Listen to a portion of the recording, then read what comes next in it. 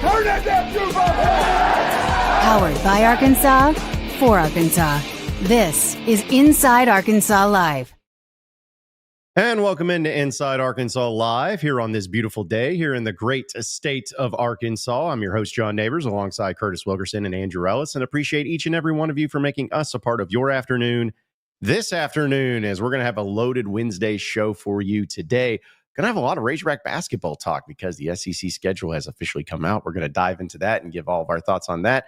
We'll, of course, get into our Alumni Hall question of the day, a little bit of our Freedom Boat Club of Arkansas summer topics of discussion. We'll have our heavy hitters presented by HD Roofing, and of course, get into the chat presented by our friends over at Basis Health. But lots of things to get into on this Wednesday. But fellas, how are the vibes? Curtis, I'm sure I already know how your vibes are, but you got to tell us anyways. Yeah, I mean, I don't even need to say anything. This is a basketball day in August. You know, I'm doing good, man. But yeah, really, really pumped about this. We knew the schedule was getting ready to come out.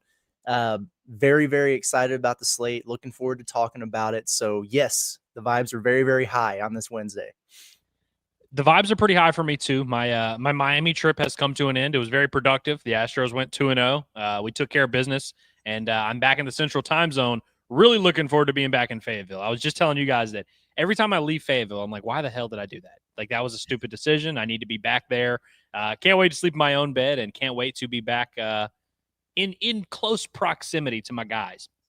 Yeah, well, it's going to be fun because I know we promoted this a little bit, but as a reminder, tomorrow, all three of us are going to be on a members-only stream right here on our Inside Arkansas Live YouTube page for all you insiders of Arkansas. It'll be at 8 p.m. tomorrow night. We're going to have some giveaways and everything, so it'll be fun to do that. But yeah, it is great to have so much going on. And what a perfectly timed deal, because today, Arkansas football is technically off. Usually we've had press conferences and had a chance to hear from players and everything.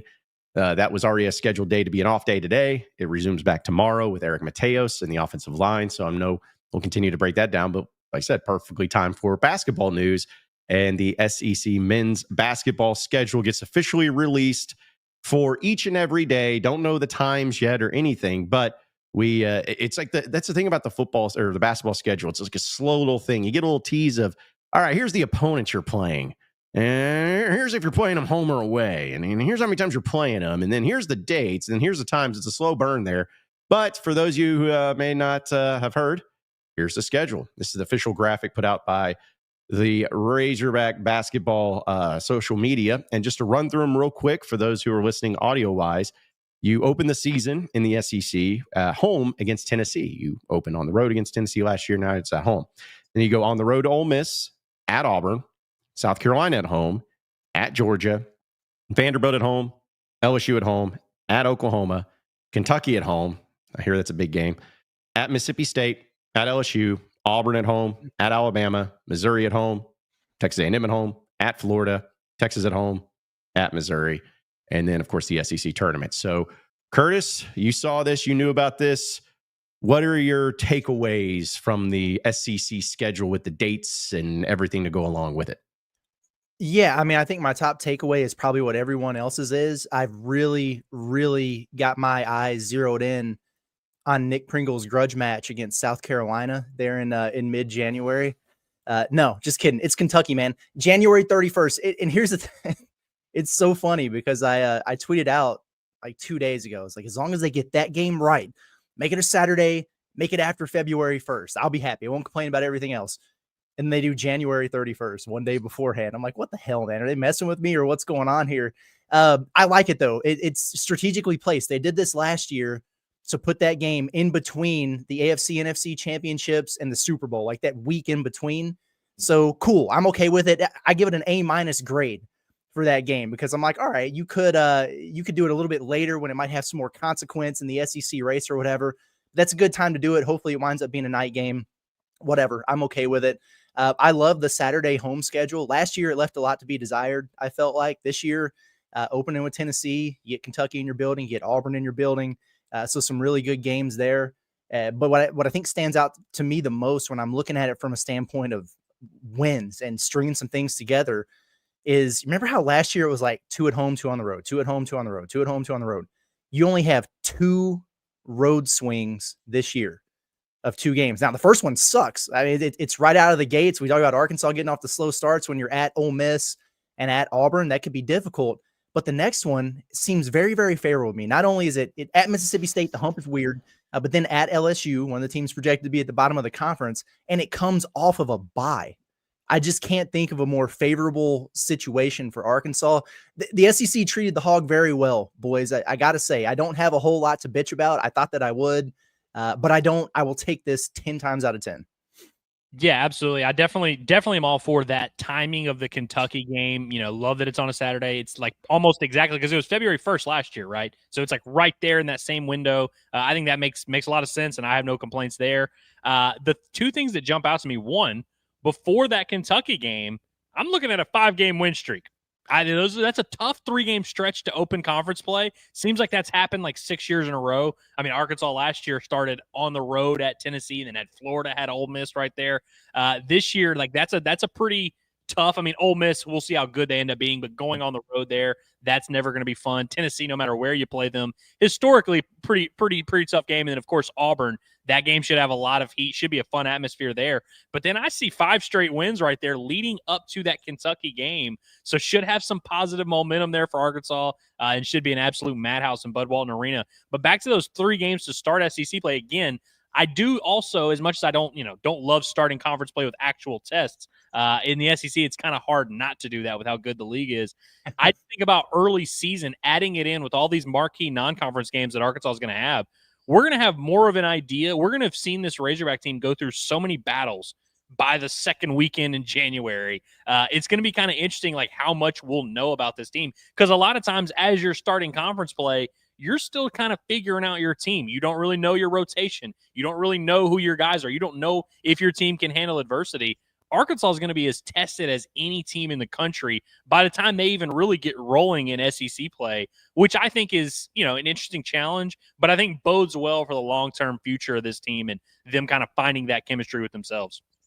Yeah, the only complaint that I have, and this is just showing my pettiness, I really wish they would just put the day of the week on the schedule too, just to help me out. So that way I'm like, all right, God, got to look at a calendar and I got to line it up and see. But listen, it's because the Saturday games are where it's at, just like everything. I mean, yeah, you're going to have games at home on Tuesdays and Wednesdays. You're going to have, in some cases, even really good games on Tuesdays and Wednesdays, if that's the case. But I was just looking at it. Even the road SEC games on Saturdays, of course, the home ones too, are really good. And I think that's what was really well done. I mean, obviously the Tennessee game at Auburn, those are your 2 Saturday games to start the year. Then you go to Georgia, it is what it is. But then LSU back at home. Okay. I mean, you gotta, this is going to piss me off if they get off to a rough start again. I'm going to get so mad. But hopefully at that point in time, everything's fine and we're all good. We're all good here. And then, you have Kentucky at home. And so the point is like, you got some pretty good matchups. The only one that I was a little bit bummed, I guess, by actually, never mind. I messed that up because I was looking at the wrong dates, because even Auburn, you got them at home on a Saturday. So I'm with you, Curtis. There's no really big complaints about this because we already knew who the opponents were going to be. It was just a matter of when. I feel like it's nicely set up. The only thing about it is I'm curious. You talked about the really tough start, which it is. I mean, the SEC is going to be good this year. Is it going to be as good as last year? Who knows? But those 3 teams to start the year are really good. At the end of the year, the last 3 games, you're playing the defending champs, Florida, on the road in one of them. But then you got Texas, which we'll see, could be pretty good. Got a new coach and situation. And then at Missouri. I guess my question is we've seen it on both sides of it. Would you rather have those tough games at the end of the season? Or would you rather have them at the beginning, get them out of the way, and then at the end maybe build a little bit easier and maybe have those nice little wins because of the what have you done for me lately? Or does it even matter, like when it comes to the SEC schedule? I like the idea of coasting down the stretch as much as you can coast in the SEC. Like those, Right. Those games aren't easy there, certainly. But I remember that year, I guess it was a couple years ago, Arkansas was right in the thick of things, and they finished with, were they like I think it was at Tennessee, at Alabama, then home Kentucky. Yes. And it was like, what are we doing? This is crazy. Eric Musselman complained about it every time he got the opportunity to mix and match a little bit is cool with me. So I like the idea of Florida there on the next to last weekend. It's a big game there, and it's certainly not an off week, with Texas and Missouri, but I think I would prefer some of those more difficult challenges early and get them out of the way. That Missouri game is interesting to me because I look at them and I see a team that's going to be good, not great. That could very well be like a win and in type of situation for Missouri. You know what I mean? Like, it wouldn't surprise me if that's the case at all. Maybe they're already secured, but they kind of strike me as a little bit bubbly. It's like a senior day for them, and they got a whole hell of a lot more to play for. Arkansas could be in the mix for an SEC title or a double bye in Nashville or whatever. John Calipari doesn't give a shit about that. So, like, I don't know. When I'm thinking about where could you get got, that's one that sneaks up on me. I'm like, man, I'm not crazy about that one. But the one thing, if I was going to nitpick something, I am a little bit irritated that Arkansas's last Saturday home game is February 21st. Like, you have back-to-back Saturdays on the road to close things out because you think about senior day and everything like that. I mean, they can do it for that Texas midweek game, but as far as parents getting to, into town and everything like that and the huge crowds, the last opportunity is going to be February 21st. You got 2 full weeks of basketball after that. That's one thing that I wasn't crazy about, but it's hard to complain too much with all the great games that you do have at home.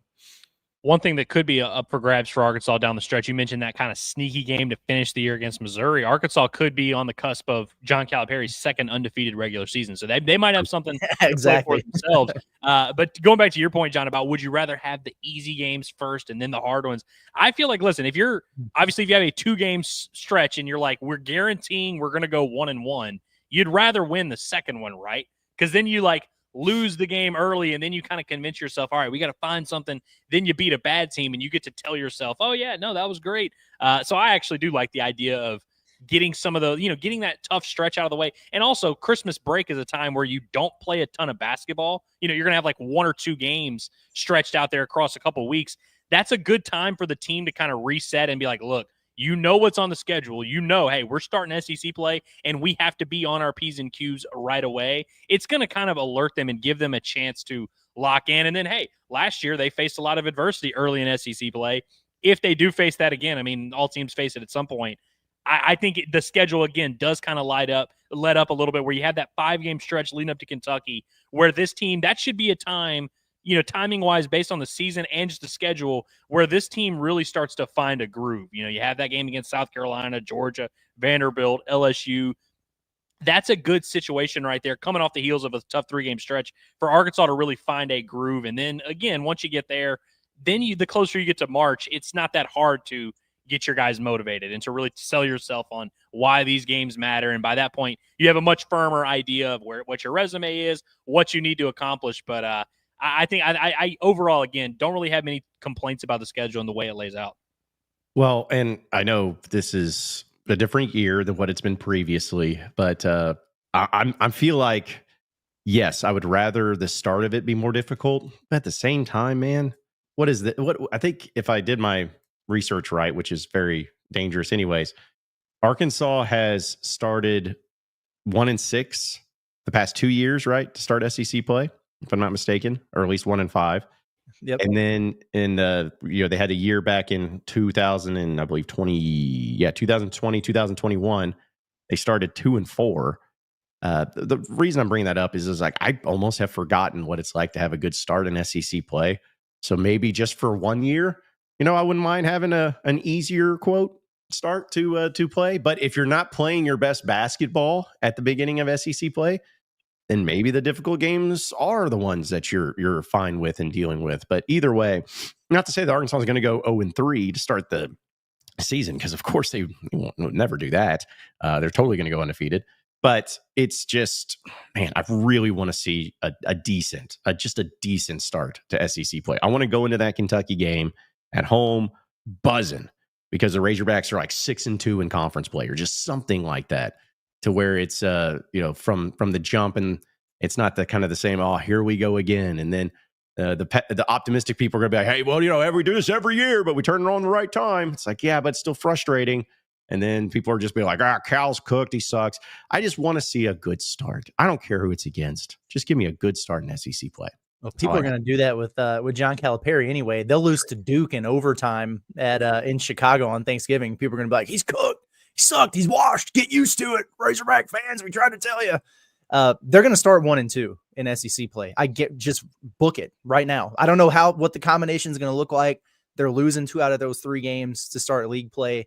It's just the way it is, unfortunately. But I am with Andrew. If you look at the rest of that stretch afterwards before Kentucky, bare minimum, you got to win 4 out of 5 of those. You should win every single one of them. The difference that I see this year versus last year is more of those favorable ones at home. Like you get a South Carolina at home. You know what I mean? Like last year, you had a couple home games. You started at Tennessee. You had a couple home games there, but it was Ole Miss and Florida.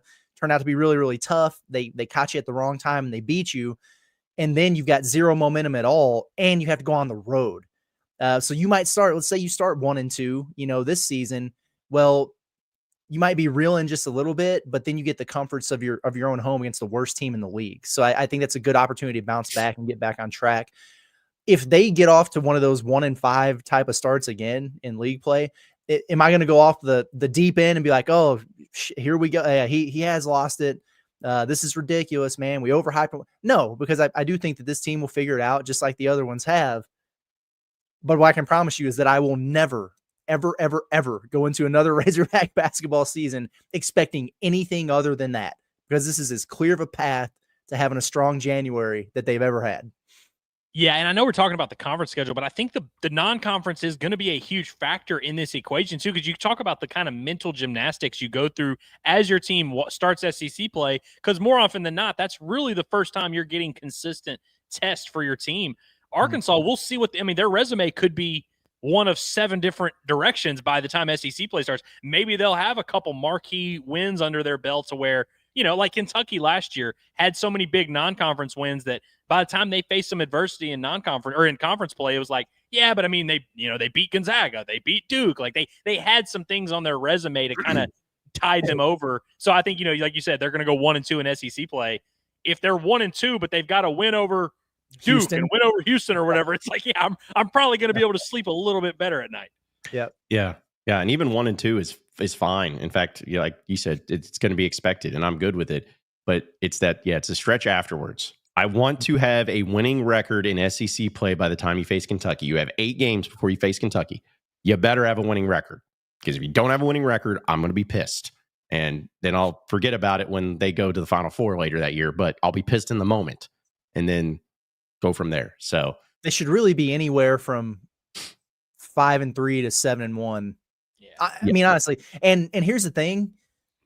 And I've kind of been doing a little bit of show prep. Obviously, we're going to talk a lot more about this on the Pot at the Palace for tomorrow morning, but it's very fascinating to me to see people being very conservative with their Arkansas basketball projections here. This is a preseason top 10 team. You know what I mean? Like everybody's expecting them to be very, very good. And I'm seeing a whole bunch of, and honestly, not so much in this chat, but on Twitter or whatever. It's like, 10-8, 11-7.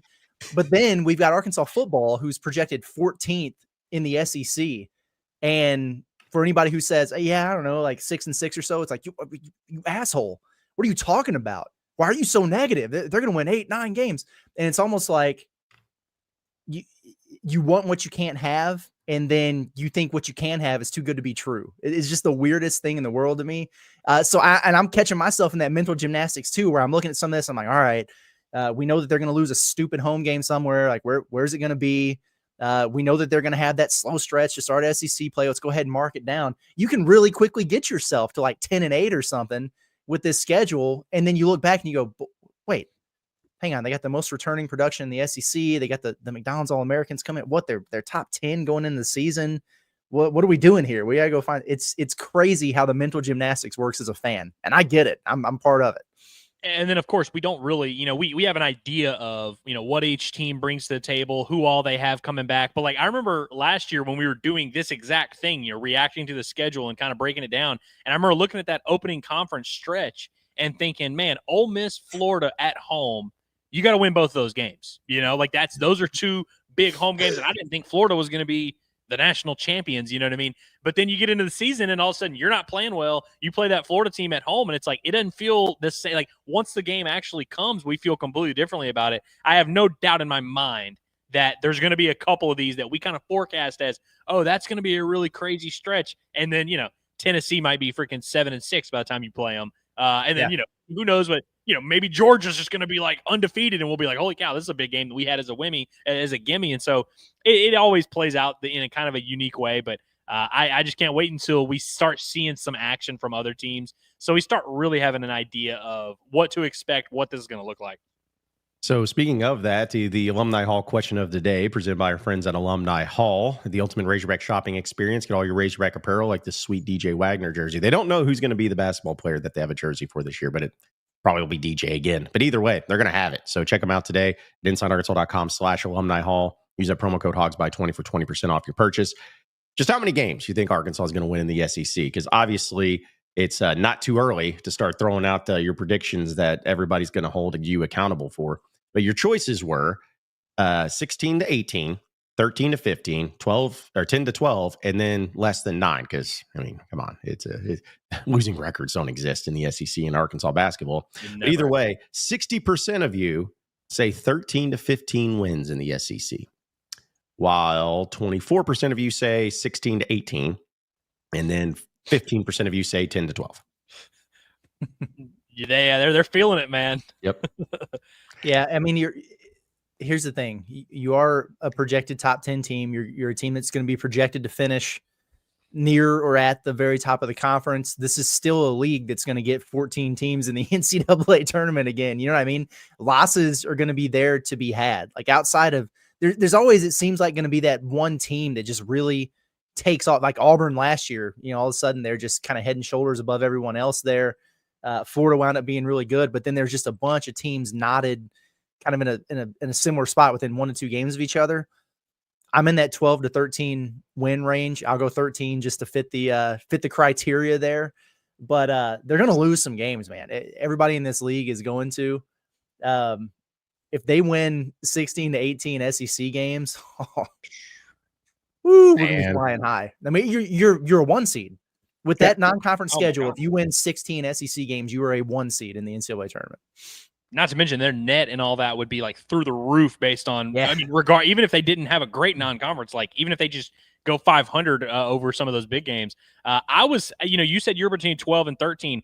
I just off first glance, I haven't really like gone through and done a game by game, but I was between 11 and 12. So since you said 12 to 13, I'm going to say 12. Okay. I'm gonna go over there on I like 12 and 6.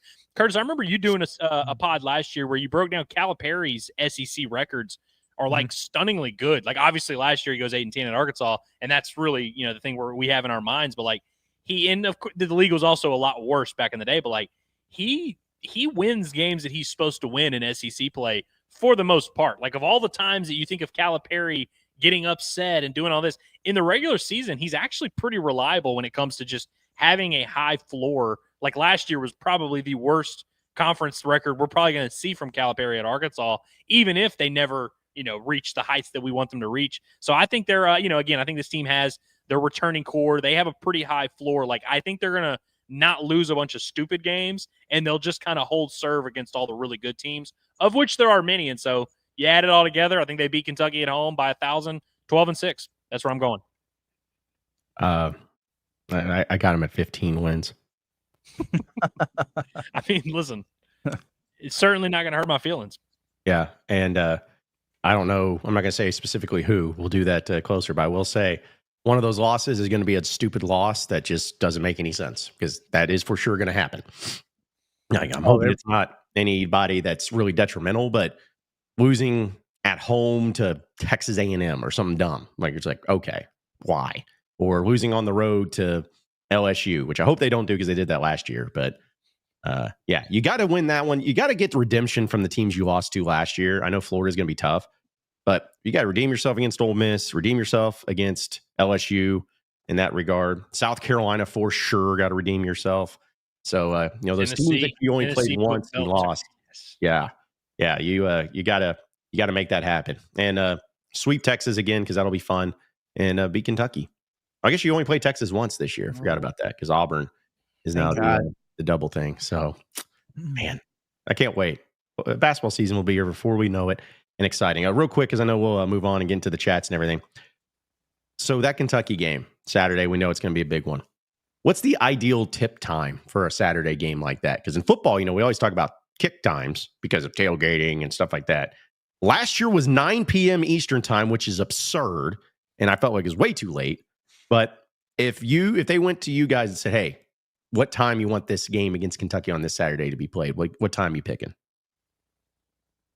I don't know, maybe the 6 p.m.er. Not the late, but a prime time slot. Yeah.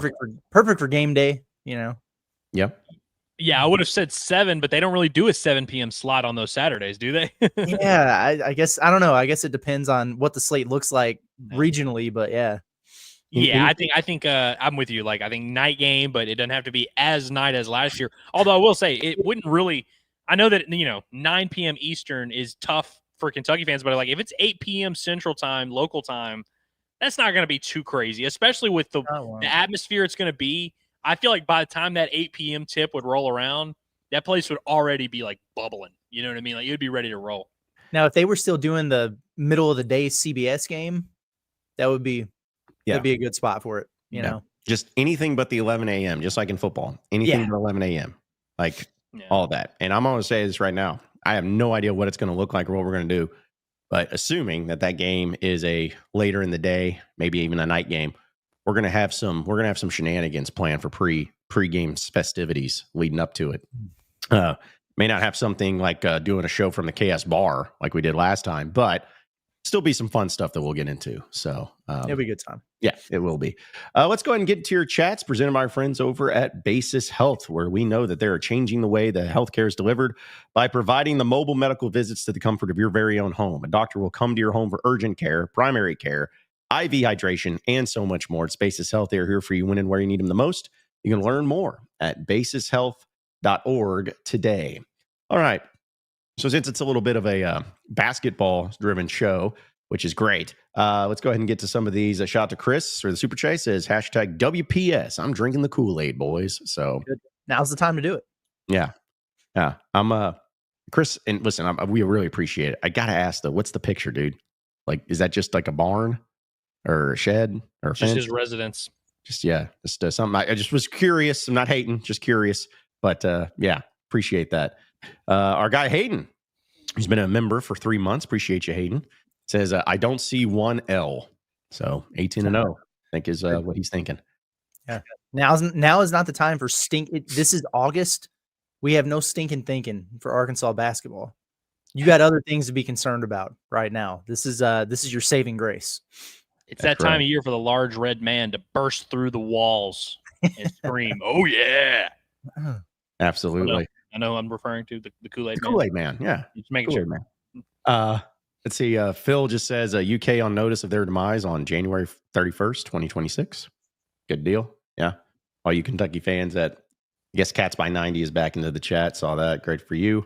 But it's amazing how this works out to where you always get confused. Like, you guys can always talk about Kentucky and stuff. It's like, but man, it's like a whistle that almost happens anytime that basketball gets brought up. All of a sudden, they just come out of the woodwork into our streams and chats. We appreciate it, though. Weird how that works. Yeah, amazing. Hickory Hog says, I cannot wait for the Pot at the Palace post game Kentucky this year. Big laughs from Andrew and Curtis to start. John hitting the gritty. He has been practicing, and BBN tears flooding the chat if they actually show up. Well, it'll be a good time. I'm telling you right now, Hickory Hog, it'll be a great time no matter what.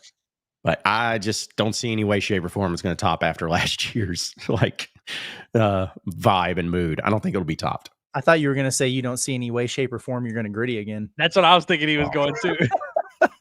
Yeah, I mean, $500 is $500, guys. I mean, what do you want me to do here? Well, also, can we run the same bits that we did last year? I feel like we got to switch it up a little bit. We'll still have a good time, but I think we can't do the exact same things, Yeah, well, of course not, because Arkansas will be 8-0 at that time, and they'll be 9-0. They'll be number one team in the country, and we're just going to have crowns on our heads. Just being like, all right, well, go and crown them. Let's see. Also, David wants to know, Curtis, what did you do to crawl into BBN's poop chute every day? I don't even understand what they were crying about. They try to crawl into mine, man. I literally quote tweeted Rivals rankings with an emoji just because they snubbed our man JJ again. Had literally nothing to do with Kentucky, but some BBN guy came into my mentions, and I called him out for it, and everybody got their little feelings hurt. That's the way that it always works. It's the way that it always works. They will get into my mentions and then start calling me obsessed. It's a crazy thing. I don't even say anything about Kentucky. The only time I ever respond to any of them is when it's KSR and their anti-Cal propaganda, or the Field of 68, and then that's a guarantee. But yeah, they just they're vultures, man. What can you say? They love me though. I know they do. Yeah, especially the ones that they always it's like the same people though, I feel like. I mean, maybe some new ones will come in there every so often, because like I even just tweeted out for our show today. It's like, hey, what do you make of the schedule for the SEC in Arkansas? And some BBN guy just says, tweet at me. Don't know who he is. Never seen him before. But he says, schedule doesn't matter if you lose the games. Thank you. Yeah, that's a great take. I appreciate it. Morons. Let's see. Also, John says, still highly concerned about shooting multi-minute scoring droughts, especially if they keep throwing up bad shots and not working inside like before. Okay. So, still is concerned for him. All right. Also, too, Logan says, put a bug in the ear of TB or BR3 jersey, John. Well, it's not up to me, and it's not really up to Alumni Hall. So, but I'm sure that once we figure it out, we'll let you know exactly what jerseys they'll have in stock for you. I'm anxious to see. Yep. And then Omri says, listen to you guys every day. Love the show. 9-3 Hawk football season, baby. I believe. There we go. Yeah. Okay. Listen, we got some. We're worried about Arkansas basketball's offense, but damn it, them gridiron Hogs are going 9-3. Yes, man. Unbelievable, man. Yeah, cracks me up. And also, too, just wanted to give a shout out to JP. He says, glad to make it to a live. Well, we were glad that you could too, man. Hell yeah, it's good to see you. Yeah, it's like we love all of our live chatters and people who watch and everything like that. But it's when we get the people we haven't had a chance to, or hasn't had a chance to get into a live. It's always fun to hear from them and everything. So we appreciate that. And then also Addison says, which will be greater, Razorback football regular season losses or basketball conference losses? Ooh, that's a good question. I gotta go. I mean, if the chat today has any say about it, it's definitely football by a wide margin. But yeah, I mean, I have him going 12-6 in basketball, so that's right on the borderline. I'll go football. I'm going same. Yeah, I think football loses 7 games. It's I mean, it's not surprising, but it's just crazy when you really think about that. But that's the levels you're at. Or how about this? They both lose the same amount, 0. How about that? Yeah. And then everybody's happy and everything works out. Shane also wants to know, if you could guarantee one road win, which would it be? Bama for me. Sick of losing to them. Is that hold on, wait a minute. Is this if we're predicting, or if like we get to like tell the gods to give us one, which one do we choose? Because I thought it was like which one is going to be the easiest road win to pick up? In which case, I think it's probably LSU, right? Yeah. Yeah. You get them in Missouri twice. You got to beat at least one of the Tigers on the road. Yeah, I would say so. LSU. And if I could, and I'm with you, man. If I could have one, it's going to be Bama. I'm sick of losing in that airport hangar of a arena, whatever they want to call that thing, for sure. I didn't know if that was a basketball or a football question. Oh, well, okay. Well, we can make it both. If it's football, which one would you guarantee? And I guess we could do both questions of it, of what's the easiest one, which is stupid because, I mean, are we counting Memphis in this? Like, Memphis has to be the answer. Yeah. It would be the answer, but I'm going to go SEC, and I'm going to say Auburn, Tennessee are the two that I think stick out as like. Auburn's at home. Yeah. Oh, then I'm going to go Tennessee for sure then. I mean, yeah. I mean, I think it has to be. Who's more beatable? LSU, Texas, Tennessee. Who's the other one? Ole Miss.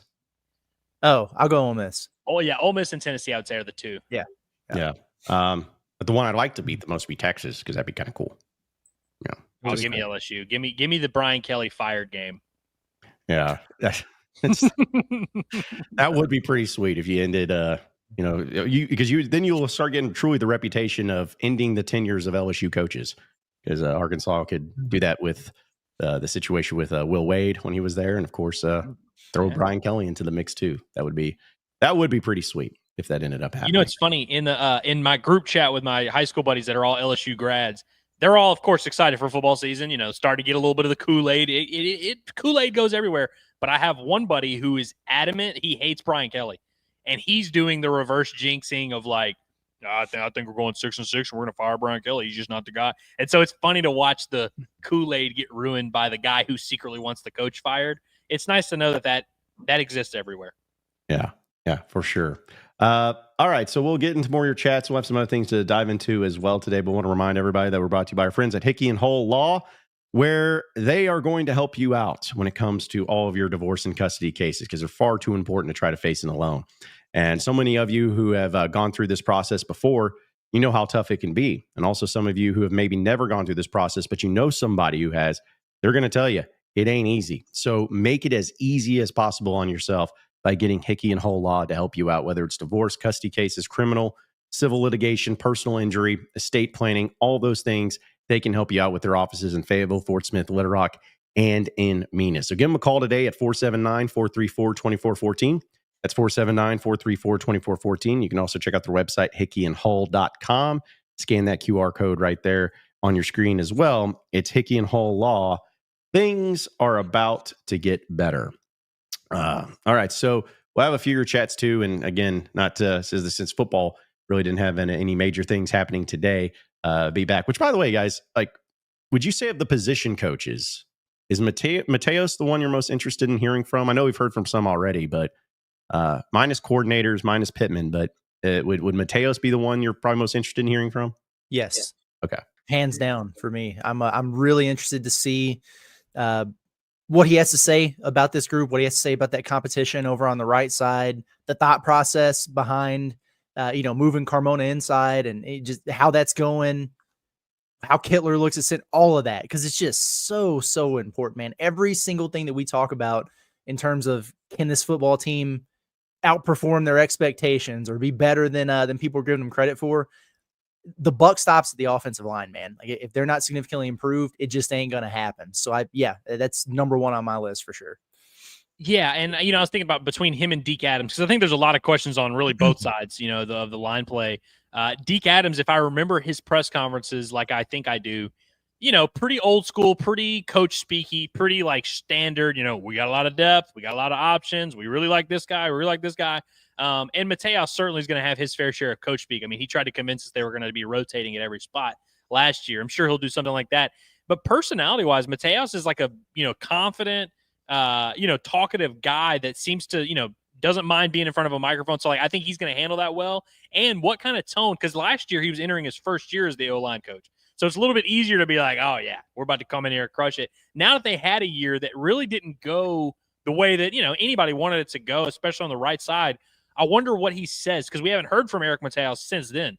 If they ask him, hey, what do you think really happened last year? What's different about Amarian Harris and Keyshawn Blackstock? Or what are you seeing from those guys who might take their spots? I think we have a little bit more knowledge of what Eric Mateos needs to have answered. Whereas this time last year, I enjoyed hearing from him, but we didn't really have much in terms of like controversy or topics to discuss. I'll be interested to hear what he has to say about last year. And of course, I think O-line is one of, if not the most pivotal question marks of fall camp, how they figure out that right side.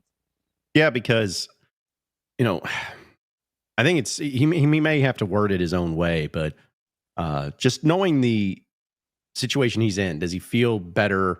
And does he feel like he has a better offensive line? Is pretty much what I'm going to be curious in, because that was the one unit. I know there's other ones too, but the one unit where it wasn't amazing, but it was far improved from what it was the previous year. And then you had the majority of your offensive line transfer to other schools, and in some cases better situations. And it's a matter of, okay, so were those guys that you desperately wanted to keep, but because of NIL or whatever, they moved on, and so you had to settle for something less? He's not going to say that, but will there be a vibe of that? Or is it going to be, hey, we like those guys, but they had to do what they had to do, but we feel that we got into the portal and got these other guys that are just as good, maybe even better, and this is we're deeper. We got a lot of more size. What's the approach going to be from him and how he's going to really hype up and promote the offensive line being better this season. Because it's still talking season, and as I've always said, hey, lie to me and tell me it's going to be great. But it just makes me wonder: is he going to be a guy that's like, hey, yeah, man, I feel so much better about this right now. I feel light years better than what we did a year ago. We're doing some great things. That'll make me feel really good because we know this just in. Apparently, having a good offensive line is very important in college football to be successful. So, would be nice. So you want him to go to that press conference? You want him to go to that press conference and say, you know what? I know it's yellow, but it's rain. Trust me, it's raining. Yep. Yep. I want that. I want to pine for the lies, as I've been told before. I want to pine for all the lies. But as you're known to do, that is your calling card. That is my life.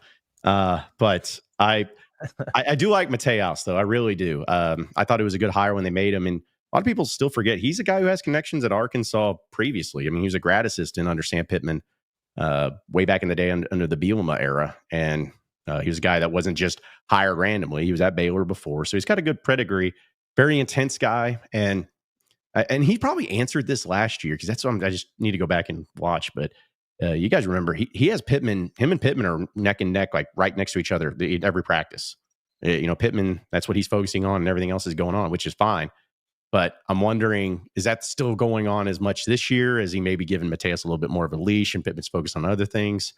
It's not to say that he's micromanaging. I think it's just a joint effort. But I'd also like to know how he feels about that. But hopefully he's in a good mood, because I feel like last time he wasn't in a very good mood when people got to talk to him. So, but yeah, I'm excited to hear about him. And we got a few of the ideas for what's going to be the next couple days in fall camp and practices and everything like that. So we'll have a chance to hear from pretty much every coach, at least of every position group. The Bobby Petrino one next week, of course, is going to get me excited, even though he's the most boring and driest man to ever talk and exist in football. But do you think, I know this is way, and it just made me think about it, guys. Do you think Bobby will be asked about the Madden, Villanueva, whatever you say his name? You think he'll be asked about that? And like, hey, what happened there? Iamaliava? No. That guy. Yeah. Oh. You mean I'm a leaving? Yeah, I'm leaving. Yeah.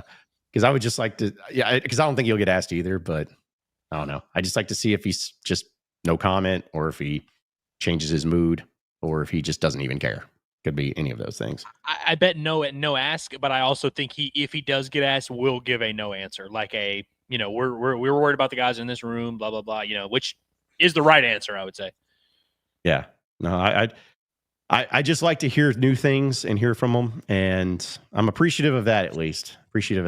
But also in some Razorback football news, watch list season continues on. But shout out to Omega Blake for being on the Lintikov Award watch list. So I feel like Arkansas has almost got one rep from every position group of the watch list, because yesterday Braylon and Russell, I don't know if we mentioned it, but he was on the Doak Walker watch list. So congrats to him. I mean, that speaks volumes. Yeah, absolutely. Okay, we'll get to more of your chats. Want to remind everybody, though, that we're presented by our friends over at BetSaracen. It's the number one sports betting app here in the state of Arkansas. Not even close. They got all the different specials as well as future bets you can get in for college football when it comes to all things Razorbacks, but also for other in-state programs with Arkansas State, with UCA. You're going to have those as well. And of course, with NFL preseason, you still got Major League Baseball going on. You can get in on all the action when it comes to the BetSaracen app and sports betting. You can go online to betsaracen.com. And you can also download the app on your iPhone or on your Android. It is BetSaracen. I'm curious what you guys were talking about, or I think it was brought up, but somebody in the chat, see if I think I started here, was talking about that. Oh yeah, Austin says, did y'all start that SEC documentary? It's pretty good. And then Parker was over here saying, after watching the Netflix documentary, I really don't like Diego Pavia. So I have it starred for tonight because I'm going to try to watch it. But I've heard mixed reviews on it, to be honest. I have heard mixed reviews on it too. It's also on my list. I intended to watch a little bit of it last night once we got home from our classes and stuff, but I just got caught up in some other things. It also took me like an hour to get StreamYard to download my recorded podcast so I could upload it. It was just one of those nights, man. behind the scenes, folks. It took me a while to get that episode ready last night. But no, I am looking forward to watching it, though. I haven't gotten to it yet. It's on my list. I knew that people were going to want to talk about it, so I intended to have it done, or at least partially done already, and I just I haven't got to it. The vibe I get from everything I've heard, because I've also heard like mixed reviews. Like I've heard some people be like, hey, there's some really cool stuff in here. And I've heard some people say that it's a little bit disappointing. And I think both of those statements are probably true. Like, I bet that we're going to see some stuff where we're like, oh, I mean, dude, Saturday night SEC football, like any way you splice that, there's going to be awesome scenes that it's like cool to see the locker room, cool to see the coaches saying stuff. Like, there's going to be some of that. But I saw some, and again, I haven't watched an episode either. I'm going to get, once I get home tonight, I might start it.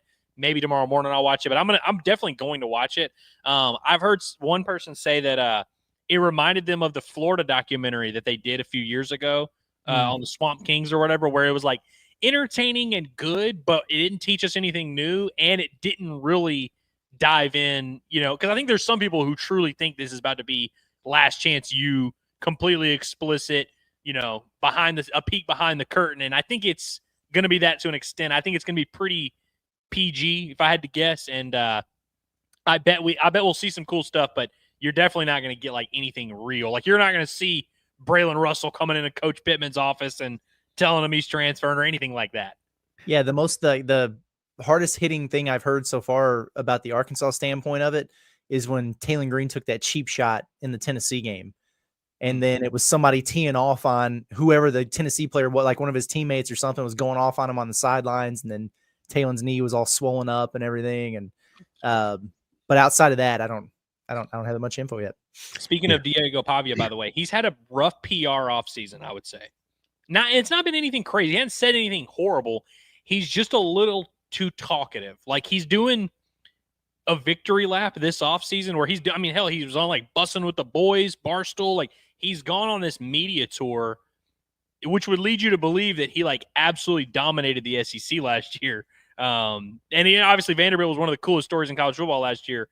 I think Diego Pavia is definitely, I can already sense the tide turning on him publicly. Because, dude, last year, his PR was at an all-time high. He was like the most loved figure in college football.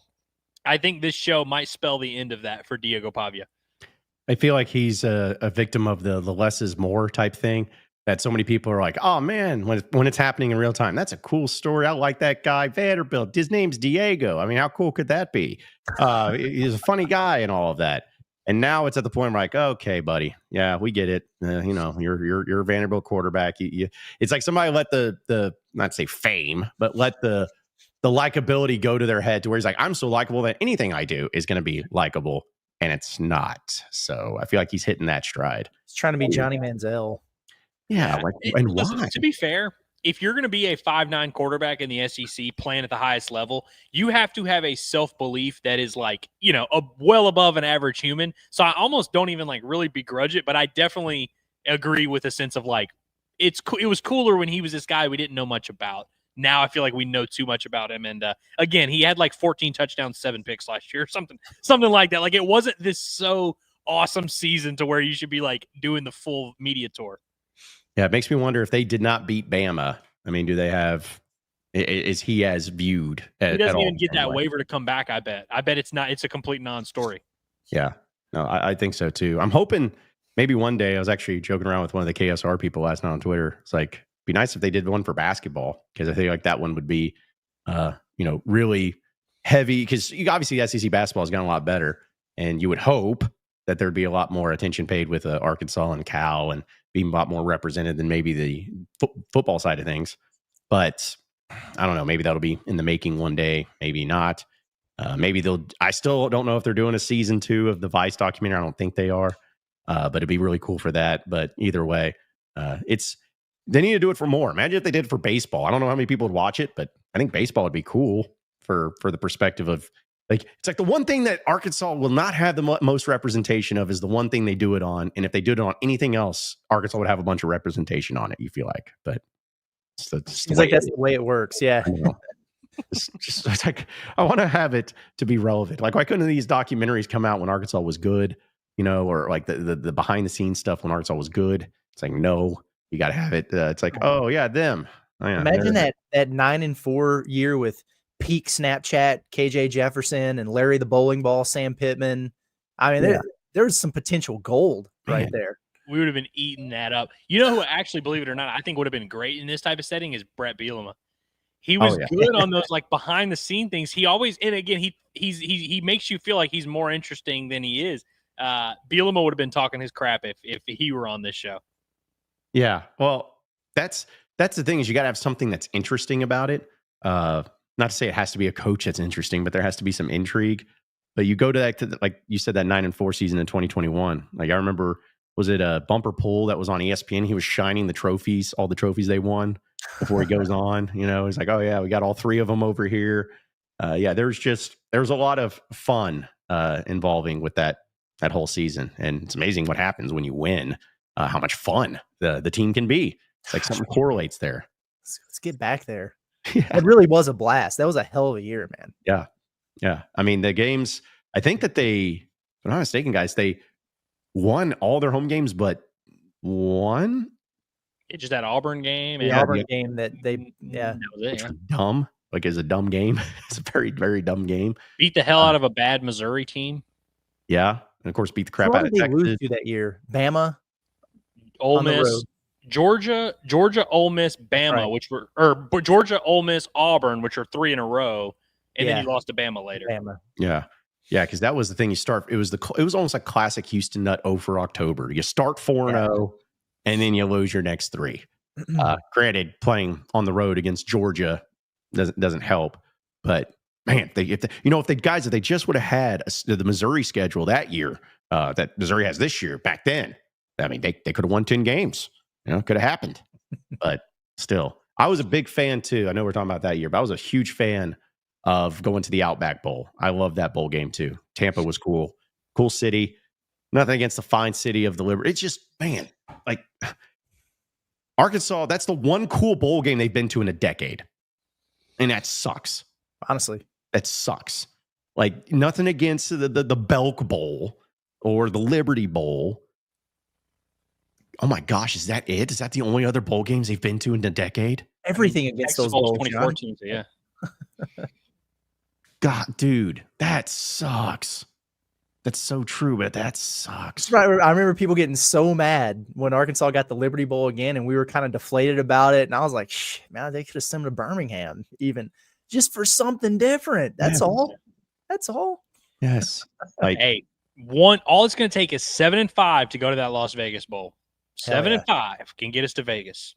Dude, I mean, even 6-6, because Florida went 6-6. They played over there once. But, dude, I'm telling you right now, Pittman, I know you're watching.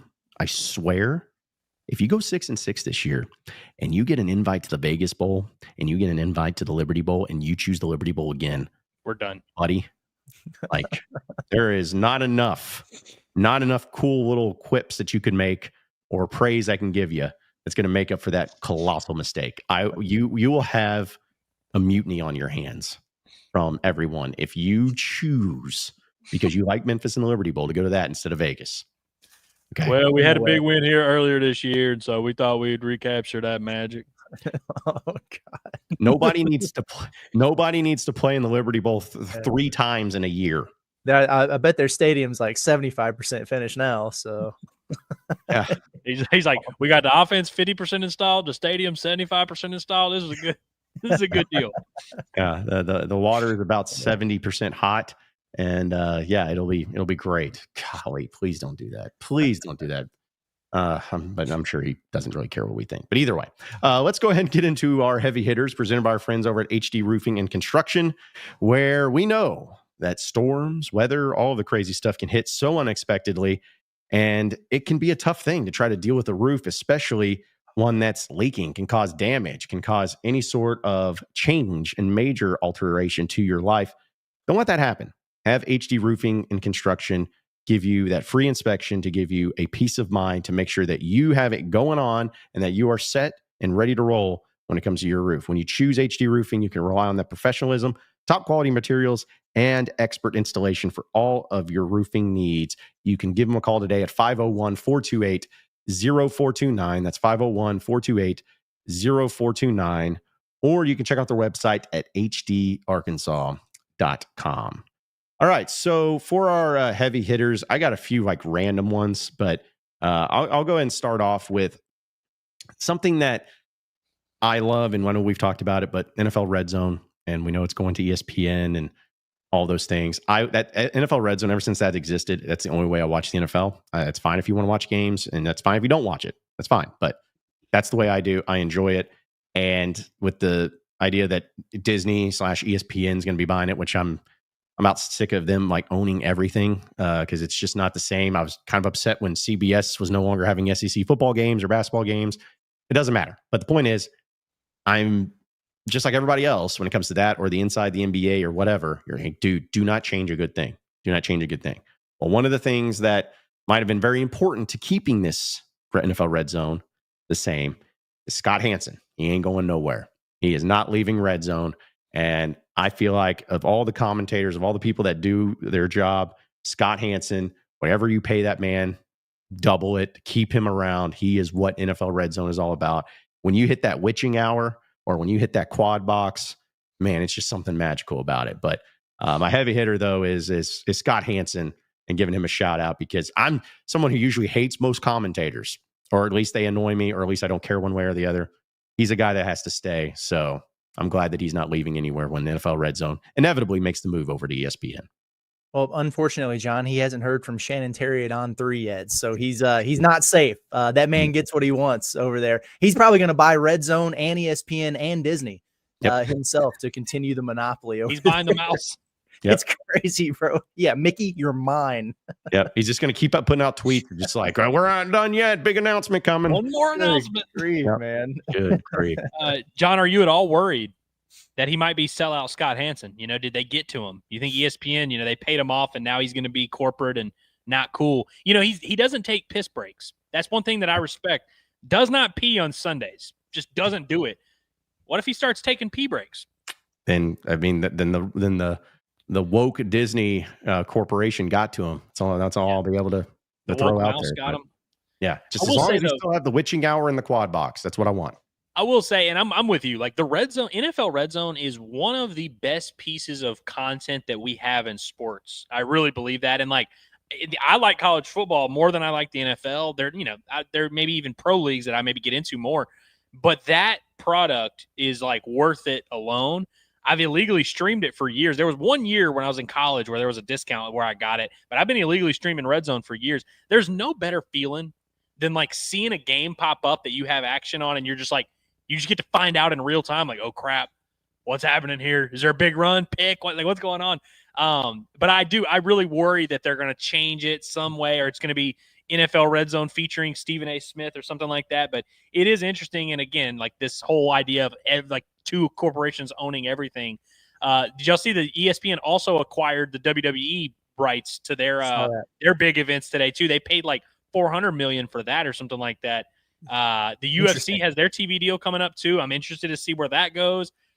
There's a lot going on, and like ESPN's app is so bad. I can't imagine it's going to get better when they add a bunch of users and add all these billion-dollar operations here. Who knows? We'll see, but it is very interesting. The one thing I will say on the Red Zone thing, though, it might make it, with it being at ESPN, it might be more accessible for people that like already have ESPN Plus or whatever. I don't know what the package is going to look like. Have we seen that yet? Like, are people going to have to pay separately for Red Zone? It hasn't come out yet, because I'm sure that they're going to charge. Know soon, because it's like freaking 2 weeks from now that they're going to start. You're not going to get it. They're not going to. I can tell you this: they're not going to lower the price. Like Disney, they're not going to be like, we acquire this. Here you guys go at a discount. Here you go. No, I will say though, it's crazy. And in fact, On3 just reported this because Shannon Terry and ESPN just are buying everything.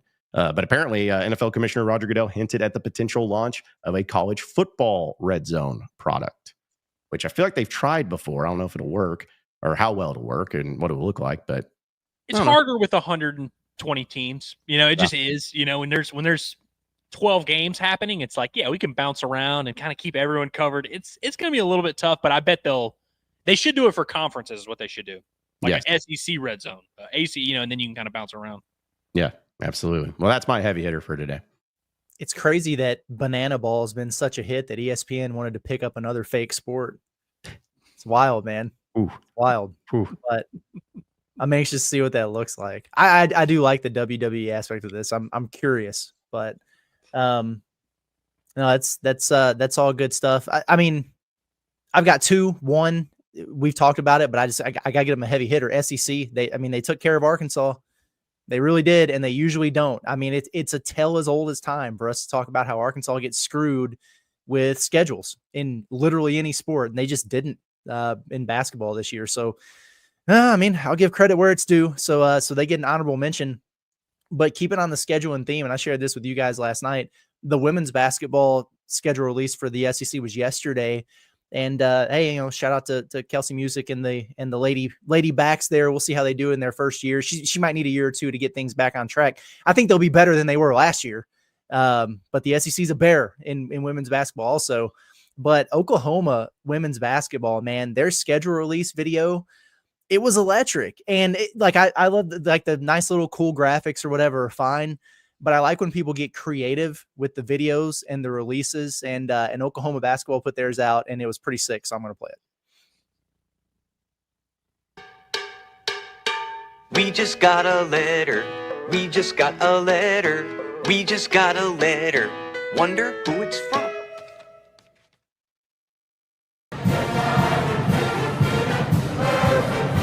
I got a fever, and the only prescription is more cowbell.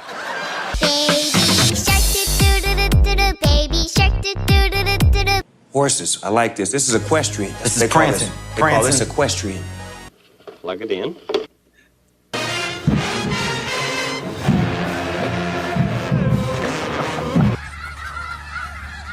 at all those chickens.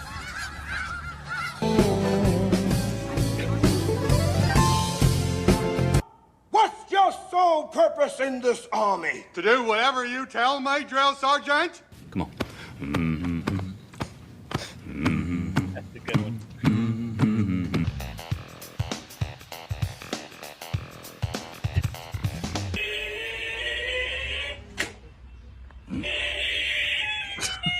Spend my dollar. Park in a holler and Can I pick that dog? No. Can I pick that dog? No, he's Can I sleeping. pick that dog? Wish that I was on old Rocky Top down in the Tennessee Hills. Why is this one Kansas, but this one is not Arkansas? America, explain! What's up, Mizzou? Tiger Nation, baby. We're busting in, and we can do anything that we wanna do. Okay, bye. See you later.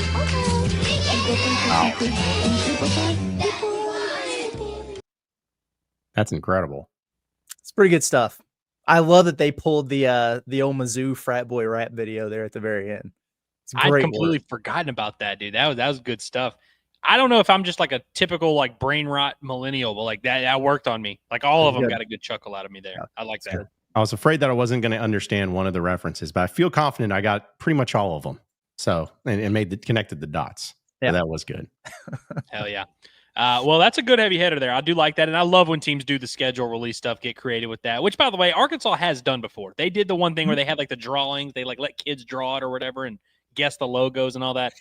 Not quite as cool, but still, I think they've given their attempt. My heavy hitter is a former Razorback baseball player. So the last 2 years prior to this past year where Arkansas had maybe their best lineup in school history, not a ton of like huge lineups, but some pretty good players were on those teams. The best pro player from those 2023 and 2024 lineups, Jay Sporfin, Peyton Stovall, Tavian Josenberger, Jared Wagner, whose pro career actually just ended the other day. A lot of guys that we kind of thought, hey, you had a chance to go on and have good careers. Freaking Ben McLaughlin is having the best pro career. He just got called up to AA last week, and this is his first full pro season. And I mean, is he going to end up playing 30 years in the big leagues? I don't know, but like the fact that 1 year after finishing his Razorback career, Ben McLaughlin is in AA and is 5 for 7 so far in AA with a home run. He's playing for the Amarillo Sod Poodles in the Arizona Diamondbacks organization. I love that, man. And Dominic Fletcher paved the way because he went through that same system a couple years ago. And I'm excited for Ben McLaughlin, man. Just a consistent overachiever, former JUCO product, former not even starting his first year at Arkansas to being as consistent as anyone on that team last year. And like just keeps on hitting, keeps on getting on base, keeps on drawing walks. I'm excited for Ben McLaughlin, man. That's pretty cool. And as I'm a huge Ben McLaughlin guy. I always have been. I would not have told you he was going to have a success. I would have been like, there's no chance that guy plays in the big leagues, but he might have a very real chance. Yeah, no, he was a guy that it seemed like he had all the intangibles, to like make it, but you just didn't know. But yeah, he's been killing it over there.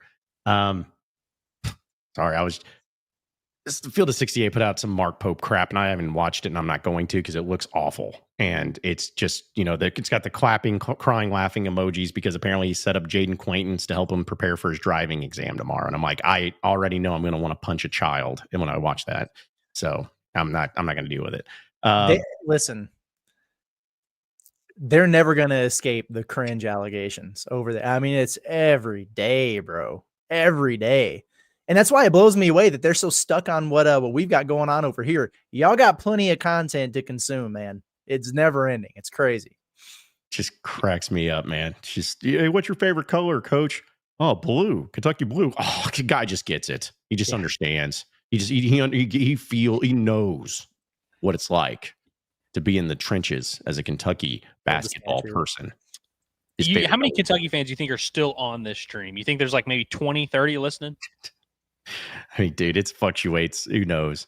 I want them to listen real close because I want to give my thoughts. Mark Poop. There we go. There we go. Clip it. Put that on a t-shirt. They're yelling. They're so mad. Yeah. It's Pope. It's Pope. So I'm going to be honest, guys. People were talking about this in the chat. The Hog Island promo video. Did y'all see that? Yeah, I saw it. Okay. Is it something that is worthy of playing? Because I did not see it. Play it because I saw it but didn't watch it. Okay. I assume it's a Love Island spin, which I still haven't watched. Yeah. Okay, that's what it is. I saw the tweet that was going out. That was like, but when they were premiering it, they were like, a new bombshell is going to enter the villa, and I was like, oh no. Speaking of cringe, but I will say this is yes, but it's funny. So like I'm not offended by it, but it's one of those things, Okay, good. Because as long as it's got some sort of cringe, funny, or cringe, sad, or just good, like whatever, as long as it's worth watching. But all right, let's check this out because I have not seen it.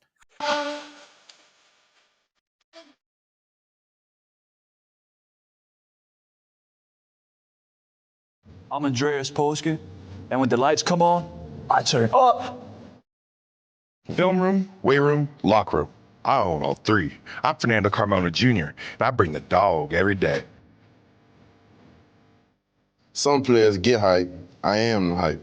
I'm Charleston Collins, and when the lights come on, I turn up. I don't do drama. I do offense. My name is Braylon Russell. I don't shy away from contact. I hit it. Pass pop louder in the SEC, and so do I. I'm swole, and this island better be ready for some hog football. No off season, no excuses, just work. I'm Rohan, and I grind 365. Conference USA walk-on to playing in the Southeastern Conference. I make the plays that matter. I'm Larry Worth III, Razorback through and through.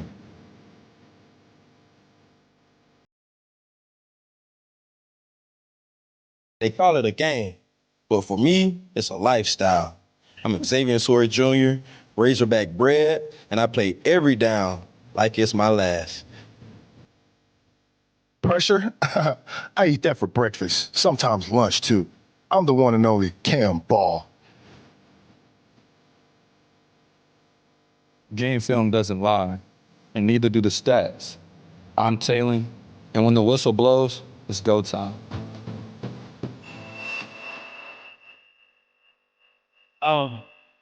Minor correction. Okay. When the whistle blows, that is not go time. That is actually the end of go time. That is when you are supposed to stop. Just want to correct Taylor in there. I will say, blew my mind. I thought it was going to suck. I really thought that video was going to suck. That was hilarious. It's I funny. actually enjoyed that. I actually enjoyed that a little bit. I thought it was going to be way worse. Braylon Russell with the I'm not here for the drama. Classic. That was good. Love that. I mean, Cam Ball, you knew he was going to do well in that video. That was way better than I thought it was going to be. I understand why people, that have dumps in their pants are going to be upset, but like it's Chad Morris's fault. The only reason people are upset about that is because it gives them club dub flashbacks. Had that not been a thing, even like despite where the program is, people would have seen that and been like, "Oh, haha," a little cringy, but it was funny as hell. It was definitely cringy. It was listen, that was effective for me. Like I actually enjoyed that. I'm with you in like the club dub hangs over where like anytime you do something stupid, it's like you can do it when you're winning, but if you're losing, you can't do it. The fact that they did this a month before the season is why I don't care. You know what I mean? It's not like they did this instead of practicing. It was media day, and they were like, "Hey, this would be funny if we did this," so they did it. That actually worked on me.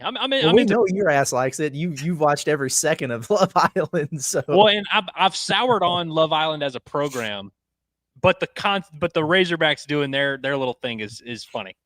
Well, I'll say this: I have never watched a single second of Love Island. I didn't understand really the reference, other than I kind of maybe sometimes have heard that song before. But even if none of that connected with me, I still thought it was kind of funny. So again, people say what you want. If you don't get it, that's fine. If you don't like it, that's fine. But it goes back to the same thing. If you were happy and excited and pumped up, and this team and this program was at a winning level, and they did something like this, it'd be great. But it kind of goes back to even like the Must stuff. The Must stuff was great when you're winning. The crazy outfits and all that stuff. It's great. But then the second you start losing games, like, oh, what are we doing here? Maybe we should focus on understanding defenses. Maybe we should do that. It's the same thing. So I liked it. I enjoyed it. And anybody that if you don't like it, that's fine. Anyone's just like, what is this? This is just, we're a joke. Okay. Relax. Who's the best? Dude, I thought I was just seeing someone said something about Rohan Jones. Him doing the 6'5" thing is funny, where he was like, I'm 6'5". He said something about something else too. Braylon Russell, I think we got the biggest kick. Yeah.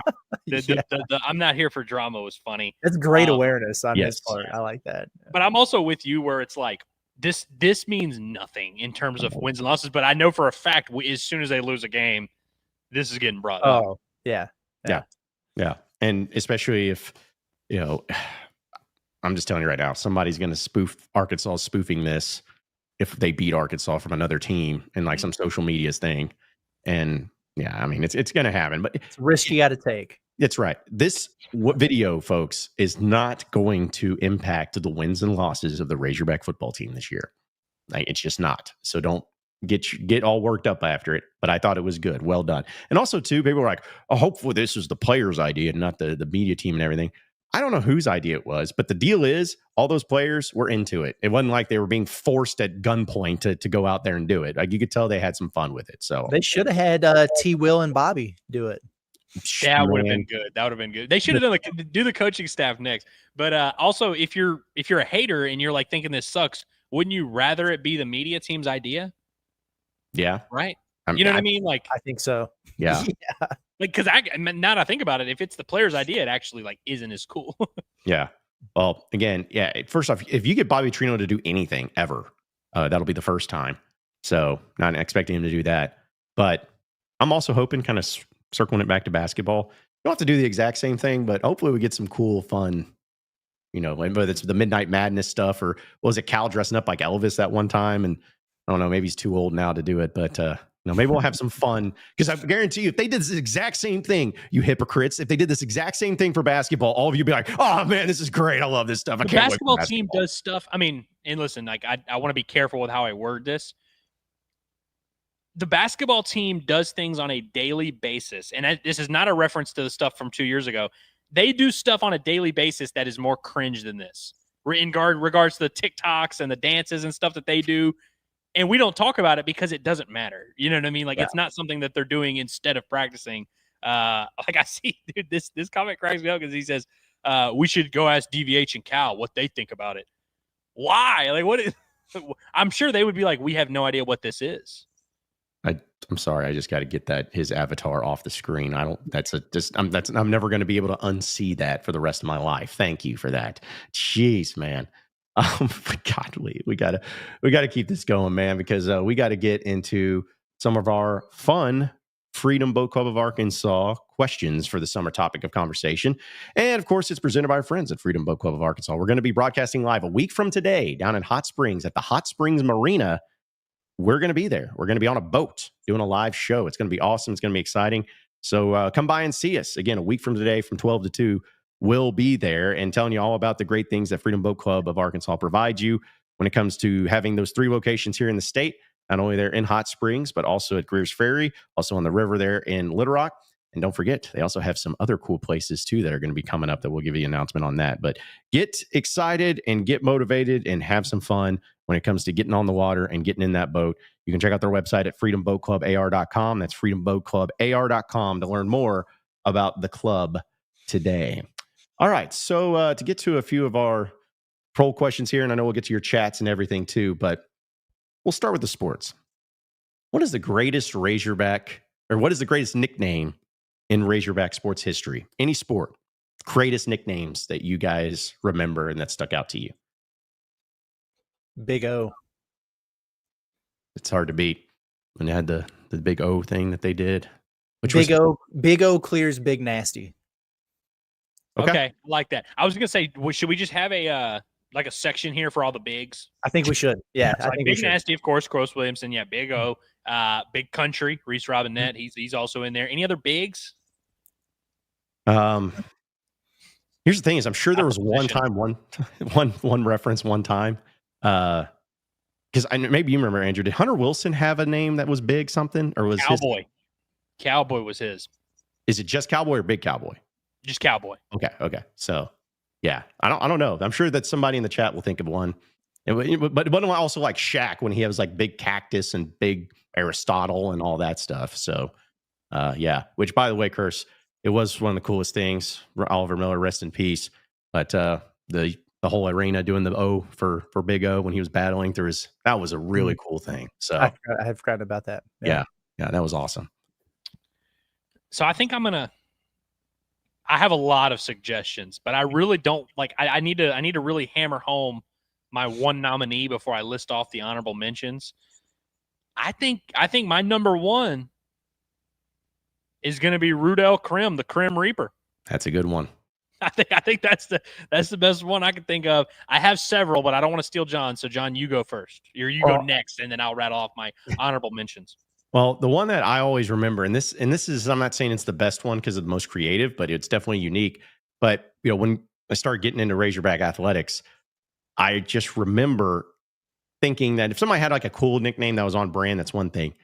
But in the early to mid 2000s in Razorback basketball, the Stan Heath era, Jonathan Pookie Modica from Smackover, Arkansas. Mm-hmm.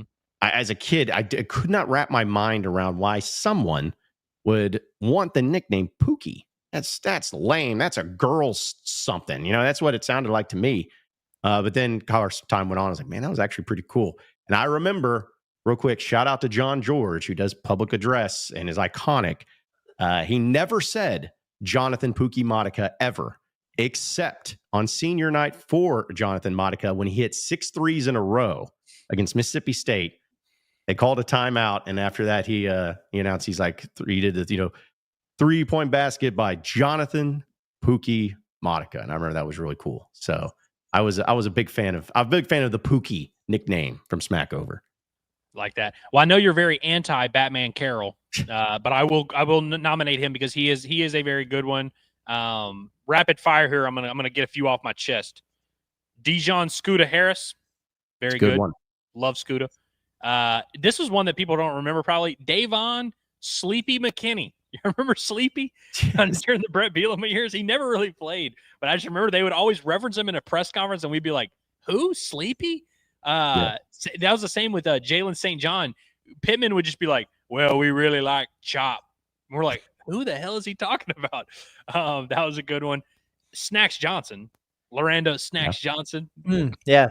It's a good one. Did we say the triplets, by the way? Like, does that count as obviously it's a 3-person nickname, with the boys back then. Shout out to John Brewer.